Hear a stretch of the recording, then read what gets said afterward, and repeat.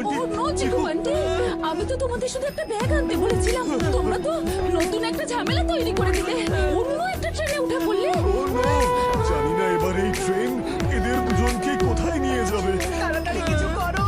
আমাদের কাছে তো এই ট্রেনের টিকিটও নেই।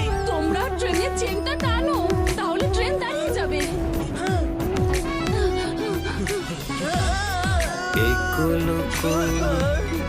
দুই কুল গেল আমার চেন তো লইলি ছিঁড়ে না গেছে, ট্রেন এখনো থামেনি।